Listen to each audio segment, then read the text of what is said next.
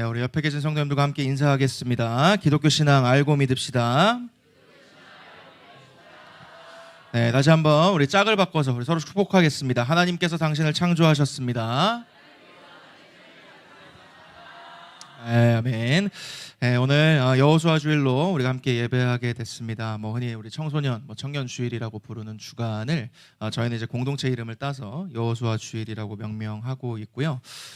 저희 교회 안에 이렇게 다음 세대들이 있는 거, 그래서 우리가 청소년 청년 주일, 여호수아 주일로 함께 예배할 수 있는 거는 참 감사한 일입니다. 현재 우리 청소년 청년 복음화율이 3% 채 안 된다라는 거, 우리가 미전도 종족에 해당합니다. 그러니까 우리의 다음 세대들은 지금 선교 대상입니다. 그럼에도 불구하고 오늘 우리 이 자리에 이렇게 있는 것은 너무나도 감사한 일인 거죠.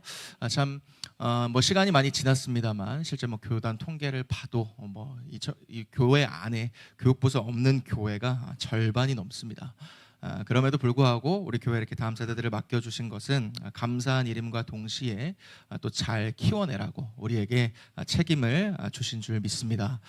그런 하나님의 마음에 여러분도 응답하듯이 또 우리 성도님들의 귀한 기도와 또 섬김 덕분에 저희 교회 안에서 다음 세대들이 잘 자라나고 있음에 참 감사하고요. 우리 하나님께 영광을 올려드립니다. 그래서 앞으로도 넘쳐흐르는 기도와 또 섬김으로 우리 교회 다음이 이어져가고 우리 마중물 예람교회가 하나님 안에서 더욱 굳건하고 건강하게 세워져 갈 줄 믿습니다. 이런 여호수아 주일에 청소년 청년들 물론이고요.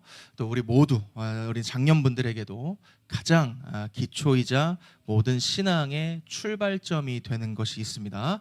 그것은 바로 우리가 계속해서 살펴온 창조 신앙에 대한 겁니다.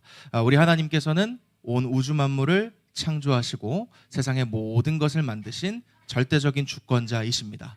그래서 우리가 항상 하는 고백이 있죠. 오늘 예배 시간에도 여러분들 고백하셨는데, 나는 전능하신 아버지 하나님 뭘 믿습니다? 천지의 창조주를 믿습니다. 이게 우리의 고백입니다. 이거 조금 더 짧게 고백하면 이렇게 되겠죠. 우리 하나님은 왕이시다. 그것이 우리의 고백인 줄 믿습니다. 그 하나님을 성경에 기록된 대로 믿는 것이 창조 신앙입니다.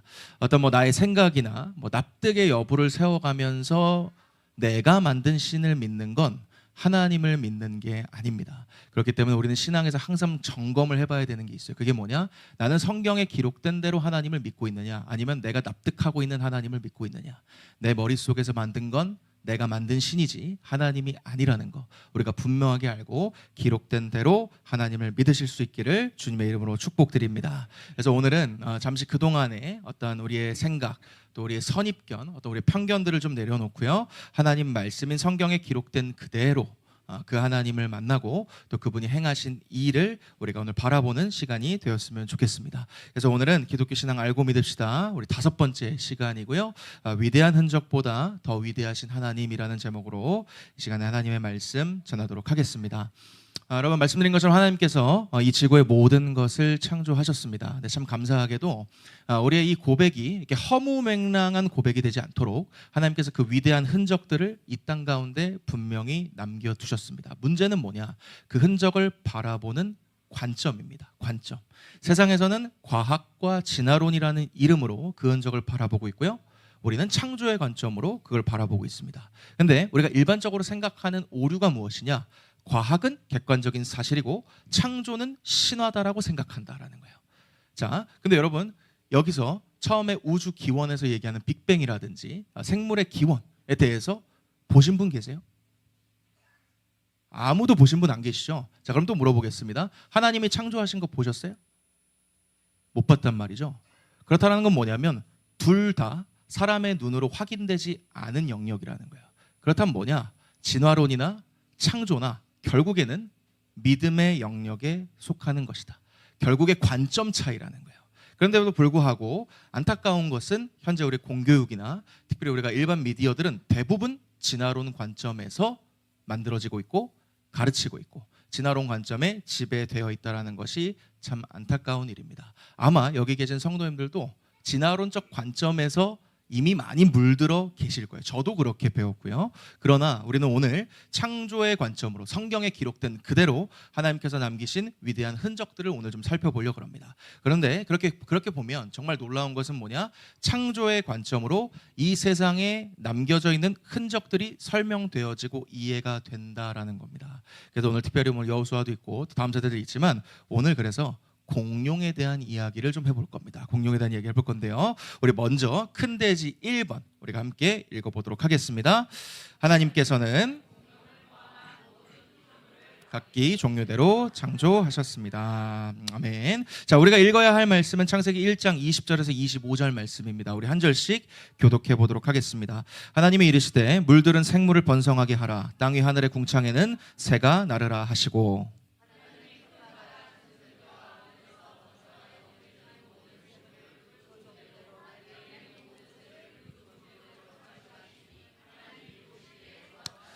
하나님이 그들에게 복을 주시며 이르시되 생육하고 번성하여 여러 바닷물에 충만하라. 새들도 땅에 번성하라 하시니라.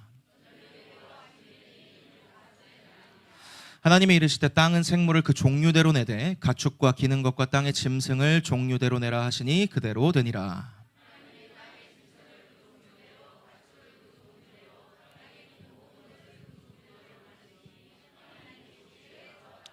아멘. 여러분 방금 읽으신 본문 말씀에서 반복적으로 등장한 단어가 있습니다. 그게 뭐죠? 종류대로입니다. 종류대로. 근데 진화론자들은 단세포가 진화를 거듭해서 지금의 모든 생물이 됐다 얘기합니다. 그러니까 사람이고 동물이고 식물이고 다 같은 조상에서 파생되어진 존재들인 거예요. 근데 성경의 기록은 이걸 지금 정면으로 반박하고 있는 거예요. 종류대로 만들었다는 것은 어떤 얘기냐? 사람은 사람대로 만들었다는 거예요. 동물은 동물대로 만드신 거고 식물은 식물대로 만드셨다는 거예요. 그리고 하나님이 보시기에 좋았더라라고 표현한다라는 것은 첫 창조 상태가 완벽했다라는 걸 얘기하는 거예요. 창조 관점대로 보면 지금 우리는 많이 망가진 거예요. 창조 시대가 더 완벽한 시대라는 겁니다. 하나님 보시기에 좋았던 그 시대, 우리가 그것을 반드시 알아야 됩니다. 자, 여러분 전 세계에는 한 1만 8천여 종의 나비가 있다 그럽니다. 그 중에 한국에 몇 개나 있을까요? 자, 여호수아 몇 개나 있을 것 같아요? 쟤들이 저를 안 도와주고 있습니다. 안 도와주네요. 3천, 5천. 아우, 믿음이 작으십니다. 더 키워야 돼. 자, 전 세계가 얼마나 있을까요? 1만 8천여 정도 있다래요. 자, 그러면 한국에는 몇 개나 있을까요? 이 좁은 땅덩어리 2만이요? 1만. 네. 그러면 좋을 텐데요. 우리나라의 나비는 한 280여 정도 있다 그래요. 자, 이 중에는 여러분 크기가 큰 것도 있고요, 작은 것도 있습니다. 그리고 여러분들 지금 보시는 것처럼 무늬가 정말 다양합니다. 그럼 제가 여쭤볼게요. 이거는 진화일까요? 진화가 아닐까요? 진화일까요? 진화 아닐까요? 이걸 진화라고 얘기할 수 있을까요? 얘기할 수 있죠. 왜 얘기할 수 있을까요? 저게 환경에 따라서 뭐 어떤 크기도 달라질 수 있고요, 생존을 위해서 은폐를 하기 위해서 어떤 무늬가 달라질 수도 있습니다. 그러니까 환경에 적응해서 조금씩 변하는 변이나 진화는 있을 수 있지만 우리가 동의하지 못하는 건 뭐냐? 종류를 뛰어넘는 진화는 불가능하다는 거예요. 예를 들어서 나비가 말이 될 수 있는가? 어떠세요? 헛소리 하시는 것 같죠? 자, 나비가 개가 될 수 있다. 어떠세요? 이거는 애들한테 물어봐도 아니라 그럴 거예요. 근데 자, 똑같은 얘기입니다. 단세포가 사람이 될 수 있다. 어떠세요? 이건 아니라는 거예요. 그리고 이것 또한 확인되지 않은 진화론적 가설일 뿐이지 정설은 아니라는 거예요. 근데 우리는 그걸 정설로 믿고 있죠. 자, 우리 지구 흔적에는 여러분 화석이라는 게 분명히 있습니다. 그런데 이 화석이야말로 하나님께서 종류대로 창조하셨다라는 것을 지지하고 있는 굉장히 결정적인 증거입니다. 자, 저게 누구 화석 같으세요? 시조새요? 시조새. 자, 왼쪽에 있는 거 뭘까요? 좀 징그러울 수 있지만 쥐입니다. 쥐고요. 자, 옆에 있는 건 뭘까요? 박쥐입니다. 박쥐. 제가 이거 왜 갖고 왔냐? 자, 쥐가 진화가 돼서 박쥐가 되었다라는 이 말이 진짜라면, 지금 그림 나온 것처럼 정말 오랜 기간에 걸쳐서 그런 것이 된 거라면 그 중간 단계 애들이 있어야 돼요, 없어야 돼요? 있어야 되죠. 쥐에서 박쥐가 할 때 갑자기 팍 날개가 이게 아니라 요만큼 애도 있어야 되고 요만큼 애도 있어야 되고 그 과정을 거쳐서 박쥐가 나와야 되는 게 진화론자들이 얘기하는 대로 하면 그게 맞는 겁니다. 자, 그러면 자, 쥐도 발견되고 박쥐도 화석이 발견된다 그러면 중간에 있는 애들 발견돼야 돼요, 안 돼요? 무조건 발견돼야 됩니다. 근데 저건 발견 안 돼요. 단 하나도. 자, 그렇기 때문에 애초에 이 땅에 있는 이 화석조차도 하나님이 처음부터 종류대로 창조하셨다라는 이 말을 증명하고 있다라는 거예요. 우리 이 땅도 지금 하나님의 말씀을 증거하고 있는 셈입니다. 그리고 그 종류대로 창조하신 것 중에 하나가 우리가 공룡이라고 얘기하는 부류의 애들이에요. 자, 그런데 여기서 여러분 부딪히는 지점이 있습니다. 자, 우리가 상식적으로 알기로는 공룡은 사람과 같이 살았나요, 안 살았나요? 같이 살았나요? 같이 살았나요, 안 살았나요? 안 살았습니다. 안 살았습니다. 우리가 배운 거는 그렇게 배웠어요. 근데 여러분, 성경의 기록에 따르면 땅에 사는 모든 생물들은 사람과 같은 날에 창조됐습니다. 그렇다라는 건 무슨 얘기냐? 여러분들이 정말 하나님 말씀을 믿는다라고 한다면 우리가 어떻게 얘기해야 되냐? 오늘 말씀대로라면 인간과 공룡은 같은 시기에 사는 거예요. 자, 그런데 이렇게 되면 벌써 지진 온단 말이야. 혼란이 옵니다. 근데 우리가 혼란이 오는 이유는 뭐냐면 이 공룡에 대한 정의가 제대로 안 돼 있어서 그래요. 여러분, 공룡이란 단어가 본래는 없는 겁니다. 알고 계세요? 공룡이란 단어가 언제 생겼을까요? 1800년대에 와서 생긴 신조어 같은 거예요. 사람들이 그냥 부류를 나눠서 공룡이라고 이름을 붙인 거예요. 그래서 성경에도 공룡이라는 단어가 없는 겁니다. 자, 그럼 제가 물어보죠. 공룡이라는 단어가 없을 때 1800년대 이전에는 저런 존재들을 사람들 뭐라고 불렀을까요? 공룡이라는 단어가 없어요. 뭐라고 불렀을까요? 제일 많이 나오는 게 용, 드래곤, 그 다음에 우리 성경에 보면 네피림, 거인, 그리핀, 괴수 이런 걸로 표현했습니다. 자, 그럼 이 단어에서 떠오르는 이미지가 약간 상상 가시죠? 여러분들이 흔히 공룡하면 떠오르는 이미지 있으시잖아요. 그 과거에 살았던 그 상상을 초월하는 거대한 동물, 막 이런 애들. 자, 근데 이런 이미지를 생각하실 텐데 과거 사람이랑 크게 다르지 않다라는 거예요. 자, 그런데 자, 이 사람들이 공룡이라고 이름 붙인 그 공룡, 진화론자들이 공룡이라고 하는 그 공룡은 우리가 생각하는 거랑 조금 달라요. 자, 우리 어린이부 있죠? 내가 물어볼 테니까 한번 맞춰보세요. 자, 하나 띄워주세요. 자, 이거 누구예요? 제가 굉장히 좋아하는 애입니다. 그렇지. 아주 정확합니다. 저도 공룡 저도 엄청 좋아하거든요. 네, 우리 남자애들은 다 똑같습니다. 자, 저 티라노사우루스 있잖아요. 공룡일까요? 공룡이 아닐까요? 정답! 공룡. 근데 이거 애들 동심을 오케이, 좋아. 공룡 맞습니다. 자, 그럼 또 하나 보죠. 자, 이거 뭐죠? 프테라노돈 익룡이죠. 자, 저거 공룡일까요? 공룡 아닐까요? 저거 공룡 아닙니다. 진화론자들이 근데 애들 동심 깨는 것 같은데. 진화론자들이 내려놓은 공룡의 개념은 저건 공룡 아닙니다. 자, 하나만 더 보죠. 자, 바다에서 이제 바다 제왕이라고 불리는 모사사우루스입니다. 모사사우루스. 자, 그렇지. 좋습니다. 오늘 좋은데요. 모사사우루스. 자, 저거 공룡일까요? 아닐까요? 아닌 것 같으세요? 공룡. 솔직히 원래 생각하시는 대로 말씀해보세요. 자, 공룡일까요? 아닐까요? 답은 50%야. 공룡이다? 저 공룡 아닙니다. 부류가 공룡으로 부류되지가 않아요. 그러니까 여러분, 우리가 일반적으로 생각했던 공룡이 아닌 거예요. 오늘날 공룡의 정의에 따르면 우린 지금 공룡이랑 같이 살고 있다고도 얘기하거든요. 그게 다른 겁니다. 정의가 다른 거예요. 근데 오늘 우리 공룡이라는 정의를 제가 학문적으로 탐구하는 시간 아니기 때문에 다 말씀드릴 수 없지만 저는 오늘 성도님들의 이해를 돕기 위해서 공룡이란 정의를 좀 다시 내리는 거예요. 그거는 그냥 아까 익룡이든 모사사우루스든 티라노든 이 모든 거를 포함한 과거에 살았던 압도적으로 거대한 동물들로 정리하려는 거예요. 본래 하나님이 만드실 때 공룡하고 만드신 게 아니에요. 그냥 동물을 만드신 거지. 자, 그러면 우리 그런 큰 동물을 생각할 때 머릿속에 우리는 이미지와 동일하다는 거는 동의가 되시죠? 자, 그럼 성경이 그런 과거의 거대한 동물들, 압도적인 크기와 힘을 가진 피조물이 있었다라는 걸 성경이 인정할까요? 안 할까요? 인정할까요? 안 할까요? 인정합니다. 그리고 이거는 지구의 흔적에서도 화석에서도 분명히 발견되는 거예요. 그러니까 성경과 지구가 같은 이야기를 하고 있다라는 거예요. 성경에 공룡이라는 단어 보셨어요? 못 봤죠? 없어요. 1800년 나온 거 없어요. 없는데 오늘 방금 여러분들이 읽으신 본문 말씀에도 공룡에 해당하는 게 있습니다. 뭐라고 돼 있냐? 큰 바다 짐승들이라고 돼 있어요. 그리고 여러분 이따 뒤에 성경 보시겠지만 베헤못이나 리워야단, 오늘 아까 본문 봉독할 때 정말 집중해서 읽으셨으면 얘네들 생겨먹은 게 우리가 흔히 생각하는 공룡과 비슷하구나라는 것을 아실 거예요.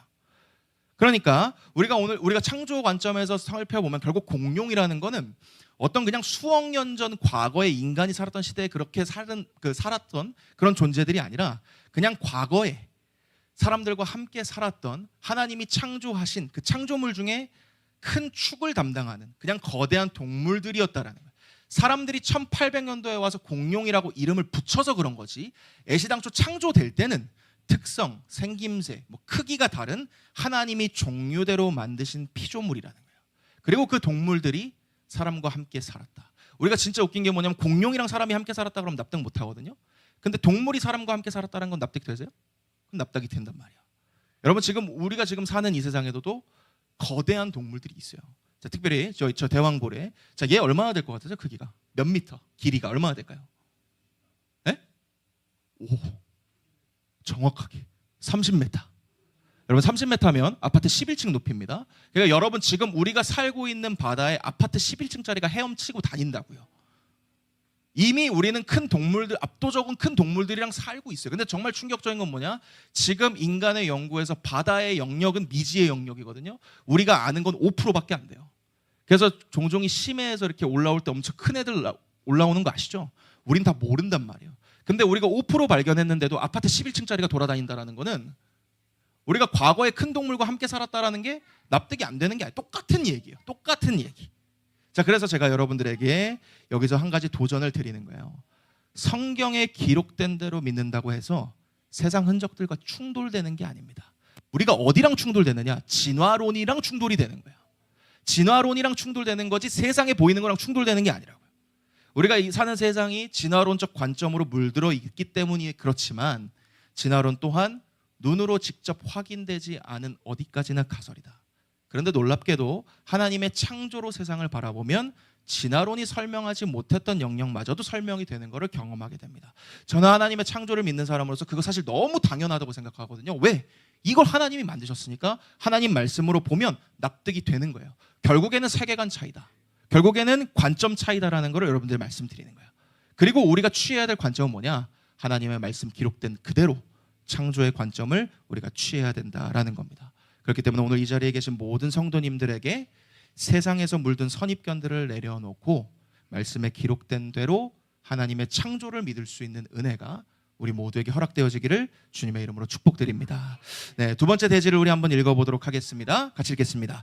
대부분의 공룡들 그리고 다른 모든 피조물들은 대격변적인 홍수로 멸망했습니다. 자, 여기서 우리 읽을 말씀은 창세기 7장 1절에서 4절 말씀입니다. 우리 한 절씩 교독하겠습니다. 여호와께서 노아에게 이르시되 너와 내 온 집은 방주로 들어가라.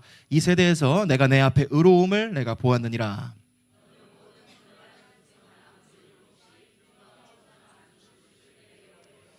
공중의 새도 암수 7씩 데려와 그 씨를 온 지면에 유전하게 하라. 지금부터 7일이면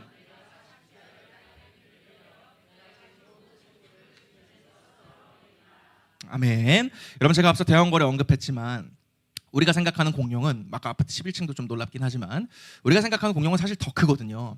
심지어 육지에는 이런 애들도 있었을 건데 그러니까 질문이죠. 사람은 지금 있는데 도대체 저런 애들은 어디 갔냐는 거예요. 그래서 진화론자들은 공룡 멸종에 대해서 압도적으로 제일 많이 얘기하는 이유는 뭐냐? 소행성 충돌입니다. 소행성 충돌 혹은 대규모 화산 폭발. 근데 성경이 얘기하고 있는 해답은 뭐냐? 노아의 홍수 사건이라는 거예요. 자, 그러면 제가 여쭤보겠습니다. 노아 홍수 사건 실제인가요? 저희 교회는 대단한 교회입니다. 여기 이쯤 물어보면 막 눈이 흔들려야 되거든요. 근데 제가 여쭤봤는데 네, 너무 확신하게 그렇습니다. 예. 여러분 노아 홍수 사건 우리가 아까 말씀드렸잖아요. 내가 만든 신이지 하나님이 아니에요.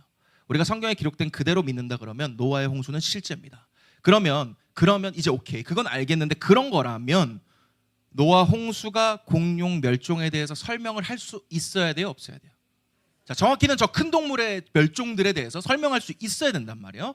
자, 성경을 보면 여러분 하나님께서 노아의 방주에 땅에 사는 짐승들, 공중에 있는 새들도 다 한 쌍씩 방주에 태우라 하셨습니다. 자, 이때 큰 동물 공룡들 태웠을까 안 태웠을까? 정확히. 그러니까 얘네들을 안 태웠을 것이다. 오케이. 태웠는데 뭘 태웠겠어요? 새끼들 태웠겠죠. 근데 여러분 그건 뭐 그거지만 우리가 좀 어려운 게 하나 있습니다. 그게 뭐냐면 지금 이 지구상에 있는 동물의 종은 약 150만에서 200만 개 정도 돼요. 그럼 다시 물어볼게요. 자, 노아의 방주에 150만 개에서 200만 개 되는 동물들 태울 수 있나요? 이거 태울 수 있다 그러면은 굉장히 합리적이지 않은 겁니다. 150만에서 200만 개 못 태워요. 여러분들 그 노아 방주 보신 분들 아시겠지만 엄청 크지만 150만에서 200만 개 못 태워요. 그럼 이거에 대해서 우리가 창조 관점에서 설명하는 것은 무엇이냐? 다 태운 게 아니라 어떻게 태우냐? 종류대로 태웠다는 거예요. 자, 예를 들면 이런 거예요. 진돗개 태우고 푸들 태우고 시추 태우고 이게 아니라 객과 공통 조상되는 애들을 태웠다는 거예요. 자, 객과에는 우리가 하는 그런 강아지들도 있지만 들개들도 있고요, 늑대도 있고요, 자칼도 있고요, 여러 종류들이 그 안에서 파생됩니다. 근데 걔네들을 다 태우면 태울 수가 없는 거예요. 그러니까 공통 조상을 태웠다 그러고요. 그렇게 됐을 때 동물의 숫자가 얼마나 되느냐? 1,400여 종류. 그 정도면 노아 방주를 보신 분들은 충분히 태울 수 있다 납득하실 겁니다. 그리고 아까 말씀드린 것처럼 큰 동물들은 새끼를 태우는 거죠. 그래서 일반적인 그 평균 크기는 고양이 한 마리 정도. 그 안에 그 종류들을 태웠을 것이다라고 생각하면 충분히 가능하니. 그리고 방주에 못한 모든 생명체들은 다 죽는 겁니다. 그리고 나서 자, 그럼 이제 탔잖아요. 자, 그럼 또 하나 질문. 아니, 그러면 탔어. 그럼 죽은 거예요, 살은 거예요? 살았잖아요. 그럼 지금 있어야 되는 거 아니에요?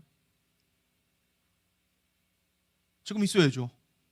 근데 지금 있어요, 없어요? 없단 말이야. 자, 그럼 성경은 이거 대답을 못하느냐? 그것도 아닙니다. 여러분, 홍수 사건 이후에 보면 지구의 기후 환경이 완전히 바뀌어요. 하나님이 처음 창조하실 때 여러분 성경 잘 보시면 물을 어떻게 나눴다고 돼 있죠? 자, 제가 그냥 막 이야기 만들어내는 게 아니라 성경에 써 있는 걸 얘기하는 거예요. 어디로? 궁창 위의 물하고 아랫물하고 나눴다 돼 있습니다. 자, 그럼 이 궁창 위에 있는 물은 지구를 보호하는 어떤 일종의 물막을 형성하는 거거든요. 자, 그런데 노아의 방주 때 뭐가 돼 있느냐? 하늘의 창이 열렸다 돼 있어요. 그럼 그때 쏟아지는 비는 지금 우리가 생각하는 장마 때 비 정도로 생각하시면 안 돼요. 말도 안 되게 쏟아지는 거거든요. 자, 그러면 그 노아 홍수 과정이 끝나고 난 다음에 그 보호하던 물막이 사라지면 그 다음부터 뭐가 문제예요? 유해한 자외선과 방사선이 그대로 직타로 들어오는 거예요. 그러니까 지금의 지구는 많이 망가진 거란 말이에요.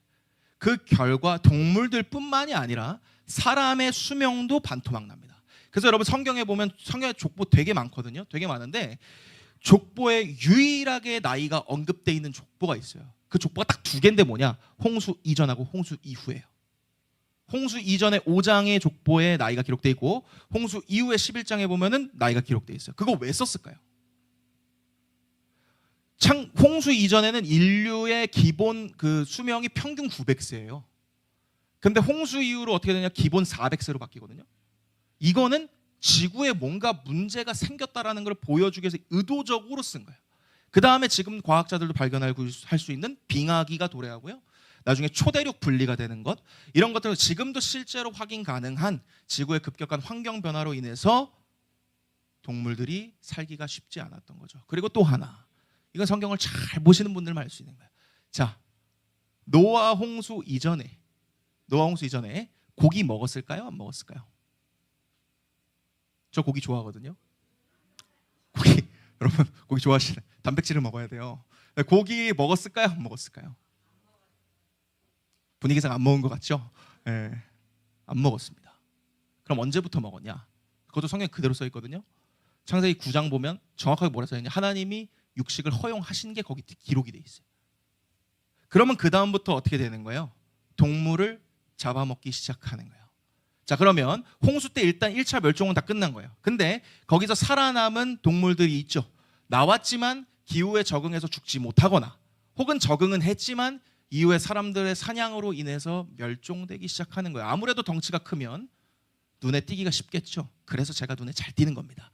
덩치가 크면 눈에 잘 띄는, 인간의 표적이 되기가 너무 쉬운 거예요. 그러다 보니 이전에 거대한 동물들 많이 사라지고 지금 우리가 보는 동물들만 남게 된 거예요. 자, 그런데 그게 되게 옛날 일 같지만 여러분, 안타깝게도 동물 멸종은 인간의 욕심으로 지금도 계속되고 있어요. 그때만의 특별한 일이 아니에요. 지금도 마찬가지라는 거예요. 그때 동물들 사냥하면서 물음별 사냥하면서 멸종됐던 게 지금도 멸종되고 있고요. 우리나라에 원래 호랑이 엄청 많다는 거 아시죠? 조선시대 오죽하면 호랑이 잡는 거를 관군으로 썼을까? 지금 호랑이 없어요? 그렇다는 거예요.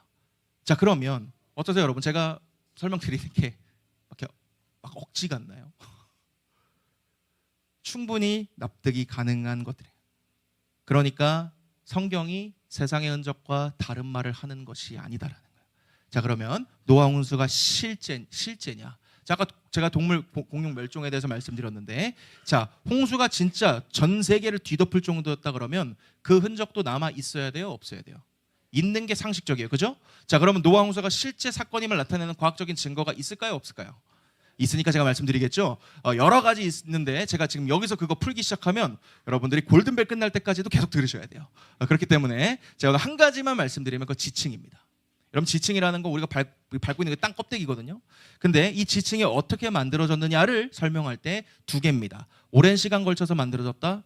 하나는 그게 아니라 엄청난 에너지, 대격변적인 사건 때문에 만들어졌다. 요 두 개거든요. 자, 그러면 지구에서 실제로 관측되는 지층 모습을 제가 하나 보여드려 볼게요. 자, 저래 생겼거든요. 저래 생겼는데 제 모양이 어때요? 이게 막 구불구불해요? 아니면 반듯해요? 어떤 것 같아요? 자, 흰선 보이세요? 막 흰선 착착 그어져 있는 거? 시루떡 마냥 그냥 착착착착 쌓여 있는 게 지금 현재 관측되는 지층의 모습입니다. 자, 그러면 중요한 건 그거예요. 저거는 실제로 관측되는 팩트예요. 자, 그러면 저게 만들어지려면 오랜 시간이 걸리느냐, 아니면 뭔가 뒤집어질 만한 사건이 있어야 되냐, 요거 확인하면 되죠. 근데 요거 확인된 게 1980년도에 사건이 있었습니다. 그게 뭐냐면 세인트 헬렌 화산이 폭발한 거예요. 자, 근데 저게 어느 정도냐면 히로시마 원폭의 1600배의 폭발력입니다. 말도 안 되죠. 그래서 화산재가 지구 한 바퀴를 돌았다 그러고요. 그래서 미국 역사상 가장 치명적이고 파괴적인 화산재로 기록된 게 저 세인트 헬렌입니다. 그런데 저 놀라운 건 저 폭발 때문에 세인트 헬렌 지층이 생겼어요. 자, 근데 그 지층의 높이가 어느 정도 되느냐? 7.5m예요. 7.5m. 이거 잘 기억해 주세요. 지층 생겼는데 7.5m. 자, 그러면 7.5m 생기는데 몇 시간이나 걸렸을까요? 자, 이거 어성경 공부하신 분들은 아시나요? 12시간. 오케이. 줄여볼게요. 지층 7.5m 생기는데 얼마나 걸렸을까요? 12시간 언더. 7시간. 자, 마지막 기회를 준다. 안 도와줄 거야? 얘기 안 해? 죄송합니다. 제 애들이 얘기를 안 하네요. 얼마나 나왔을 것 같아요? 힌트를 다 줬다. 정답입니다. 5시간 걸렸습니다. 7.5m. 우리 선생님들이 도와주셨어요. 자, 7.5m 생기는데 5시간 걸렸습니다. 이것 때문에 입증된 사실이 있는 거예요. 지층이 생기려면 오랜 시간이 걸리는 게 아니고 에너지가 필요하다. 그거는 입증이 된 겁니다. 자, 그러면 제가 다시 한번, 자, 세인트 헬렌 화산 저 정도, 아까 원폭 1600배 터졌는데도 7.5m였어요. 근데 지구상 가장 거대한 지층으로 확인되는 곳이 어디냐? 그랜드 캐년입니다. 쟤도 똑같아요, 생겨먹은 게. 근데 쟤의 길이는 어떠냐? 446km. 최고 높이는 예전에 이제 높이가 좀 다르게 하지만 최고도 높이는 어디냐? 2438m. 자, 제가 아까 세인트 헬렌한테 얼마라고요? 7.5m요. 자, 저거에 대한 진화론자들의 설명도 분명하게 있지만, 자, 생각해보자. 아까 에너지 원폭 1600 정도 터졌을 때 7.5m 정도 나왔어요. 근데 2000m가 넘어가려면 도대체 어떤 사건이어야 되는 거예요? 네, 저거는 어느 정도 화산 폭발로 되는 문제가 아니에요. 허리케인 분다고 되는 문제가 아니에요. 지구가 한번 뭔가 뒤집어져 박살나지 않으면 저건 안 생기는 거예요. 근데 자연재해 중에 가장 큰 힘을 갖고 있는 게 뭐냐? 물입니다. 그건 뭐 아시죠? 물 한번 쓸려나가면 아무것도 못해요.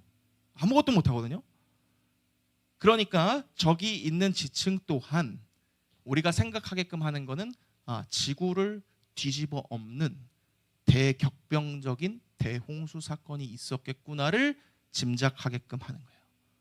그러니 저것 또한, 저 위대한 저 흔적 또한 하나님의 말씀을 증언하고 있다.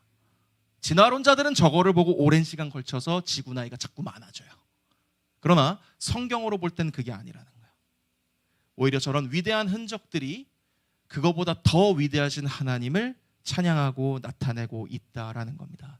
이 모든 것을 이루신 우리 하나님이야말로 진정한 창조주이시고 온 우주 만물의 왕이신 줄 믿습니다. 네, 우리 세 번째 대지 한번 이어서 읽어보도록 하겠습니다. 모든 피조물이 네, 오늘 함께 읽을 말씀 좀 많지만 우리 욥기 40장 15절에서 19절까지 그리고 41장은 1절과 2절만 읽겠습니다. 우리 40장 15절 우리 교독하겠습니다. 이제 소같이 풀을 먹는 베헤못을 볼지어다. 내가 너를 지은 것 같이 그것도 지었느니라.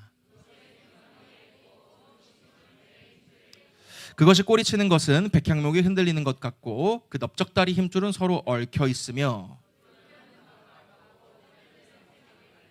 같이 읽겠습니다. 그것은 하나님이 만드신 것 중에 으뜸이라. 그것을 지으신 이가 자기의 칼을 가져오기를 바라노라. 아멘. 우리 41장 우리 2절 말씀이니까요. 우리 한 목소리로 읽겠습니다. 내가 낚시로 리워야단을 끌어낼 수 있겠느냐? 너는 밧줄로 그 코를 깰 수 있겠느냐? 아멘. 자, 여러분 욥이라는 인물 아시죠? 욥은 의인이었습니다. 하나님이 자랑할 만한 의인이었어요. 근데 이 사람이 고난을 엄청 당하잖아요. 그러니까 욥 입장에서 억울할까요? 안 억울할까요? 억울하죠. 이유도 몰라요. 도대체 이게 왜 나한테 이런 일이? 그러니까 하나님을 원망하기도 하고 나중에 뒤에 가보면 정말 세상 자기처럼 고통스러운 사람은 없다 하면서 너무 슬퍼하고 힘들어하거든요. 그때 하나님이 욥을 폭풍우 가운데로 불러내셔서 욥의 시선을 통째로 빼앗는 두 가지 존재를 보여주시는데 그게 베헤못하고 리워야단입니다. 여러분 말씀을 통해서 봤지만 이 두 존재는 우리가 흔히 공룡이라고 생각하는 이미지랑 굉장히 유사해요. 여러분 베헤못의 꼬리를 이야기하면서 뭐 같다 얘기하냐? 백향목 같다 그랬거든요. 백향목은 정말 거대한 나무입니다.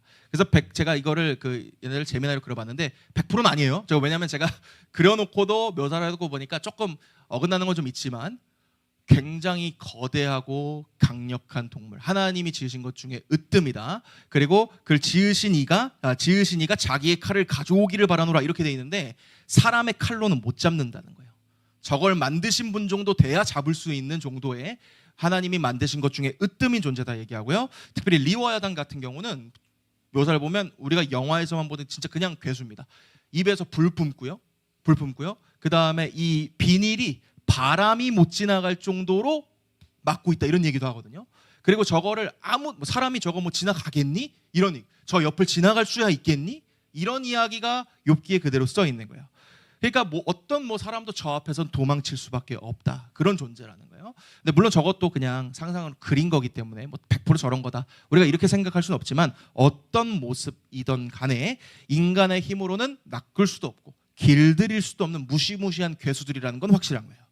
근데 하나님이 이거를 욥에게 보여주시면서 말씀하고 싶은 게 있는 거죠. 그게 뭐냐? 이 세상에 그 어떠한 통제 불가능한 존재라 하더라도 하나님의 능력과 영광을 선포하는 피조물에 불과하다. 네가 볼 때 통제가 안 되는 거지, 네가 볼 때 납득이 안 되는 거지, 쟤도 내 피조물이라니까. 그래서 성경에 써 있죠. 너를 만든 것처럼 내가 쟤도 만들었다. 그러니까 우리가 우리의 생각으로 하나님을 가두는 게 얼마나 많은 거예요. 그런 압도적인 존재들을 만드시고 다스리시는 하나님이야말로 진짜 위대하신 하나님이다라는 거예요. 자, 여러분 어떤 작품이 뛰어나다라는 것은 그 작품을 만든 존재가 뛰어나다라는 걸 얘기하는 거예요. 자, 예를 들면 이런 거잖아요. 물감하고 붓. 자, 우리 꼬에 있는데 꼬에 어린이들에게 물감하고 붓을 줘보십시오. 그러면 이제 뒤처리가 곤란해집니다. 이거를 어떻게 해야 되나?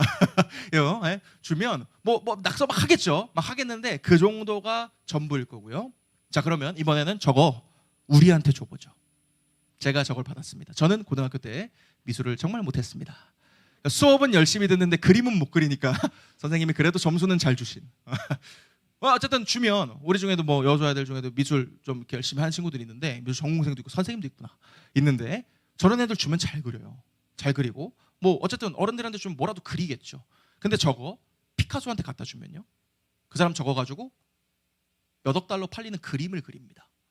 그러니까 무슨 얘기냐? 도구 손에 쥐어준 건 똑같아요. 근데 만든 사람이 누구냐가 중요한 거다.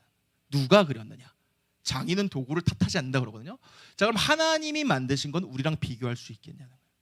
요즘 여러분 우리 시대에 뭐 AI 발달하고 로봇 진짜 말도 안 되거든요. 나 진짜 로봇이 그렇게 도는 거 보고 깜짝 놀랐는데, 이 AI랑 로봇이 아무리 뭐 발전해서 그거 결합시킨다 그래도 우리 사람처럼 감정을 가지고 꿈을 꾸고 자유의지를 가지고 무엇보다 생명으로 움직이는 존재를 사람이 만들 수 있겠냐는 거예요. 여러분 좀 잔인한 얘기지만 여러분 몸에 있는 혈관 전부 다 뽑아가지고 일자로 길게 쫙 늘려놓으면 지구 2바퀴 반 도는 거 알고 계세요? 여러분 몸에 지금 그게 있어요.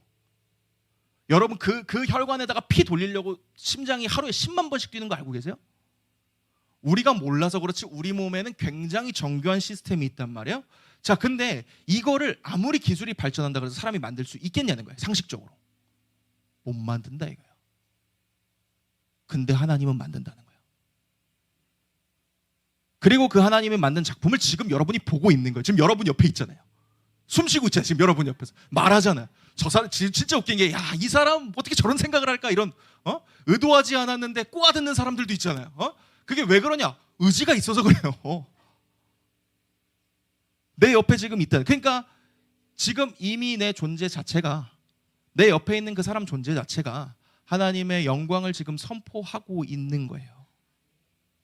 이거 만든 분은 도대체 어떤 분이냐는 거예요. 여러분 광활한 자연을 한번 생각해 보세요. 하다못해 우리가 휴가를 뭐 맞아서 바다에 가거나 혹은 뭐 해외에 가가지고 뭐 못 보던 데 갔어요. 제가 작년에 이제 몽골 갔다 왔는데 너무 좋았던 거예요. 야, 고속도로를 버스를 타고 가는데 옆에 말이 뛰어. 이런 거 못 보셨죠? 초원이죠. 말도 안 돼요. 말도 안 돼요. 양 한 500마리, 600마리 뛰어다니는 거 보셨어요? 장난 아니거든요. 몽골 내년에 몽골 가세요. 가면 볼 수 있어요. 그런 거를 보면은 또 하나 질문하는 거예요. 사람이 그래서 저거 만들 수 있냐는 거예요. 여러분 동해 바다만 가도 그렇잖아요. 그 바다 아무리 인공적으로 뭐 어쩌저쩌 한다 그래도 그걸 사람이 만들 수 있겠냐는 거예요. 방금 읽은 배, 리버야단, 얘네 그냥 괴물이에요. 이거 만들 수 있어요? 못 만든다는 거예요. 근데 하나님은 하시더라는 거예요. 그리고 그게 하나님 앞에 복종하더라는 거예요. 예수님이 풍랑 치니까 뭐라고 잠잠하라 그러니까 파도도 그냥 순종한다라는 거예요. 그러니까 우리는 하나님이 만든 거를 보면서도 우와. 여러분 어디 자연 보면서 우와 안 하시는 분들 계세요? 제가 저 뒤에 백운대를 예전에 한번 올라갔다 왔는데, 저는 원래 등산 안 좋아합니다. 절대 안 합니다. 절대 안 해요. 가자고 하시면 안 돼요. 등산 절대 안 하는데 멋 모르고 따라갔다가 제가 스니커즈 신고 백운대 끝까지 올라갔어요. 아, 등산화를 이래서 신는구나. 그래서 갔는데 나중에 암벽 타고 올라가더라고요. 근데 그 돌 위에 올라가서 지구를 맞다. 돌 위에 올라가서 쫙 보는데 우와. 그거 사람이 만들 수 있나? 못한다는 거예요. 여러분 우리가 하나님이 만드신 것만으로도 보고도 그게 경탄스러운데 그걸 만든 분은 도대체 뭐라고 설명해야 되냐는 거예요. 그 지혜가 탁월하고 놀라우시다. 그분이 진짜 창조주시다. 위대한 하나님이시다. 이게 감히 사람 말로는 표현이 안 된다는 거예요. 그 하나님께서 우리에게 그걸 알려주시기 위해서 주신 게 성경입니다. 그 안에 하나님의 이루심이 다 기록되어 있는 거예요. 이미 우리한테 다 알려주신 거예요. 성경으로 보니까, 창조로 보니까 세상의 흔적과 부딪히던가? 그렇지 않다라는 거예요. 진화론하고 부딪히는 거지 세상의 흔적과 부딪히는 거 아니라는 거예요. 오히려 설명이 되더라는 거예요. 그러면 그 하나님의 위대하심을 인정할 수밖에 없게 됩니다. 그리고 하나님 앞에 겸손할 수밖에 없거든요. 그리고 하나님 앞에 나아가게 돼요. 근데 그 말씀을 주셨는데 문제는 그걸 안 읽는 게 문제지. 전 아직 믿음이 좀 없는 것 같아요. 하나님이 없는 것 같아요 라고 말하는 사람에게 제가 제일 많이 물어보는 건 뭐냐? 그래서 성경 읽어보셨냐는 거예요. 10중 8구는 제대로 안 읽어봤어요. 안 읽으니까 모르는 거예요. 안 읽으니까. 그 안에 기록된 대로 안 보니까, 거의 써 있는 것도 안 보니까. 근데 보면 달라지는 거예요. 여러분 왜 우리에게 믿음이 없느냐? 왜 우리가 자꾸 세상의 어떤 진화론적인 관점의 세계관에 자꾸만 뺏겨서 살 수밖에 없느냐? 하나님이 자신을 나타내신 성경을 안 읽으니까 그러는 거예요. 그 관점으로 보려고 하지 않으니까. 그러니까 우리가 해야 될 건 뭐냐? 하나님의 말씀을 묵상하고 그리고 그 관점으로 세상을 바라보는 거예요. 그러면 그 하나님의 일하심이 보입니다. 그리고 그 흔적들을 볼 때마다 하나님의 위대하심을 찬양하게 되는 줄 믿습니다. 여러분 우리 삶에도 마치 그 베헤못과 리워야단처럼 통제 못하는 고난과 문제를 만날 때 있잖아요. 이건 뭐 내가 통제할 수가 없어. 이거는 어떻게 할 수가 없는 어려움을 만날 때가 있잖아요. 그때 우리가 기억해야 되는 게 뭐냐? 그거보다 우리 하나님이 더 위대하시다. 그 고난도 결국 하나님의 손아귀에 있는 것이다. 그러니까 여러분 힘을 내시기 바랍니다. 자부심도 좀 가지시고요. 여성공동체도 마찬가지예요. 직장 가서, 학교 가서, 학원 가서 막 주눅들지 말라는 거예요. 그 위대하신 하나님이 우리의 뒷배가 되어 주신대잖아요. 그 하나님이 우리의 아버지가 되어 주신다잖아요. 그 하나님이 우리의 편을 들어 주신다잖아요. 근데 뭐가 자꾸 힘들어가지고 가면 이러고 하면 이러고. 우리가 진짜 웃긴 게 그 말씀으로 무장하라 그러잖아요. 무장은 잘했어. 방패도 잘 들었어. 근데 검이 뭐예요? 네. 방어만 해, 방어만. 세상에 들어오면 방패 들고 방어만 한다고. 검 빼서 잘라야 될 거 아니야. 그걸 안 하니까 맨날 이러고만 있는 거예요. 이러고만. 우리가 해야 될 건 뭐냐? 칼 드는 거예요. 칼을 뽑는 겁니다. 그리고 세상의 도전에 당당하게 맞서는 것인 줄 믿습니다. 그 하나님과 동행하는 여러분들 모두 되시기를 주님의 이름으로 축복드립니다. 말씀 정리하겠습니다. 저는 오늘 위대한 흔적보다 더 위대하신 하나님이라는 제목으로 하나님의 말씀 전했습니다. 여러분, 세상은 계속 그러는 거예요. 끊임없이 우리에게 하나님이 없는 세상, 우연히 만들어진 세상을 믿으라고 강요하는 거예요. 그러나 우리가 눈을 들고 이 세상을 바라보고 하나님의 말씀인 성경을 펼쳐보면 우리가 거부할 수 없는 창조의 흔적들을 마주하게 된단 말이에요. 화석이 증언하고 있고 지층이 증언하고 있고 인간이 감당할 수 없는 그런 거대한 피조물들조차도 하나님을 찬양하고 있단 말이에요. 그 위대한 흔적들이 가리키는 게 딱 하나예요. 그 흔적들이 가리키는 게 딱 하나, 우리가 믿는 여호와 하나님이라는 거. 여러분, 그 믿음이 있을 때 우리는 어떤 세상의 가치관 앞에서도 당당하게 나아갈 수 있는 줄 믿습니다. 그래서 창조 신앙이 출발이 돼야 되는 거예요. 창조 못 믿으면 뒤는 못 따라와요. 창조가 해결이 안 되면 내가 그걸 붙잡고 뭐 한 달이든 두 달이든 그거부터 해결하셔야 돼요. 그래야 뒤에가 따라옵니다. 그러니까 우리는 이 세상의 어떤 가치나 생각들을 주야로 묵상하지 마시고 하나님의 말씀을 주야로 묵상해야 될 줄 믿습니다. 그리고 내 삶에 새겨진 그 위대한 하나님의 흔적 하나하나 발견해가는 우리 모두가 되기를 간절히 소원합니다. 그래서 우리 모든 우리 성도님들과 또 특별히 오늘 여호수아 공동체 모두가 그 하나님을 왕으로 인정하고 진정한 창조자로 인정하고 우리의 주인으로 인정하는 그 은혜가 있기를 주님의 이름으로 축복드립니다.